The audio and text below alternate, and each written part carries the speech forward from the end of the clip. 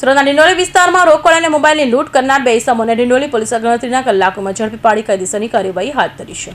આ અંગે મળતી માહિતી પ્રમાણે ગઈ તારીખ 6/4/2024ના રોજ ડિંડોલી નવાગામ ત્રિપાઠી હોસ્પિટલ ખાતે ઓવરબ્રિજ નીચે રેલવે ટ્રેક પાસે જાહેર રોડ પર પંચમ રામ કતિયાર શ્રીવાસ્તવને રાજદીપ ઉર્ફ પંડિત તથા સચિન દુબે નામના ઇસમોમાંથી રાજદીપ ઉર્ફ પંડિતને તેની પાસે રહેલ ચપ્પુ બતાવી પંચમને ડરાવ્યો હતો અને પંચમના શર્ટના ઉપરના ખિસ્સામાંથી મોબાઈલ ફોન અને રોકડ રૂપિયા 7,000 કાઢી લીધા હતા. ત્યારબાદ નવાગામ સગુન સીડીની દુકાનમાંથી રોકડ 13,500ની લૂંટ કરી હતી.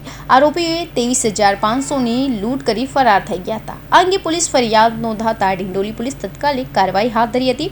ત્યારબાદ ગોડાદરા બ્રિજ પાસેથી આરોપીઓને પોલીસે ઝડપી પાડ્યું છે. પોલીસે રાજદીપ ઉર્ફ પંડિત, અશોક, શિવપ્રસાદ રાય અને સચિન રાજેશ દુબેની ધરપકડ કરી છે. પકડાયેલ આરોપી રાજદીપ ઉર્ફ પંડિત વિરુદ્ધ સુરતના ડિંડોલી પોલીસ મથકમાં 4 ગુનો નોંધાયેલા હતા અને એક વખત પાસા હેઠળ પણ તે જઈ આવ્યું છે, જ્યારે કડોદરા જીઆઈડીસીમાં પણ એક ગુનો નોંધાયેલો છે. હાલ પોલીસે તે બંનેની ધરપકડ કરી લૂંટના રોકડ રૂપિયા 1,520 તથા ચપ્પુ કબજે કરી કાયદેસરની કાર્યવાહી હાથ ધરી છે. Bureau report, Hind TV news, Surat.